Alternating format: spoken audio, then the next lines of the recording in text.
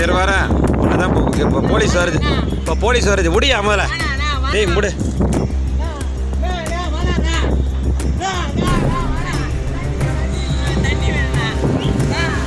சென்னை கோயம்பேடு பகுதியில் இருக்கக்கூடிய பரபரப்பா இருக்கக்கூடிய மேம்பாலத்துல ஒரு ஆண் பெண்ணை ஹெல்மெட்டால தாக்குனதா சொல்லி வீடியோ வெளியாகிய நிலையில அது பெரும் சர்ச்சையை ஏற்படுத்தி இருந்தது.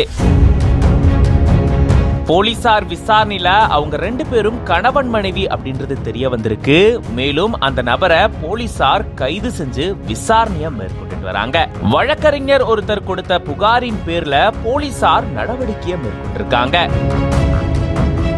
சென்னை கோயம்பேடு பகுதியில் இருக்கக்கூடிய மேம்பாலத்துல இருசக்கர வாகனத்துல போயிட்டு இருந்த கணவன் மனைவிக்கு இடையில வாக்குவாதம் ஏற்பட்டதா சொல்லப்படுது. அப்போ அந்த இருசக்கர வாகனத்தை நிப்பாட்டிட்டு கணவன் ஹெல்மெட்டாலேயே மனைவிய தாக்குனதா கூறப்படுது. அப்ப அந்த பெண் அங்க மயக்கமடைஞ்சு விழுந்ததாகவும் அதை தொடர்ந்து அக்கம் பக்கத்துல இருந்தவங்க போலீஸ் கிட்ட சொல்ல போறதாகவும் கூறப்பட்டிருந்தது. இதை தொடர்ந்துதான் அந்த நபர் தன்னுடைய மனைவியை ஏத்திட்டு அங்கிருந்து கிளம்பி போனதா கூறப்பட்டிருந்தது. இது தொடர்பான வீடியோ பெரும் சர்ச்சை ஏற்படுத்தியிருந்த சூழல்ல தான் வழக்கறிஞரான ஜோசப் சகாயராஜ் அப்படின்றவரு போலீஸ்ல இது தொடர்பான புகாரை தெரிவிச்சிருந்தாரு.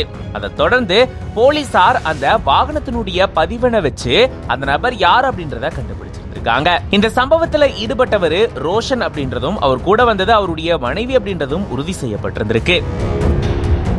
பொது இடத்துல அதுவும் பட்டப்பகல்ல பரபரப்பா இருக்கக்கூடிய மேம்பாலத்துல தன்னுடைய மனைவிய ஹெல்மெட்டால தாக்குனதா சொல்லப்படக்கூடிய நிலையில அந்த நபரை போலீசார் கைது செஞ்சு இப்போ தீவிர விசாரணையை மேற்கொண்டுட்டு வராங்க.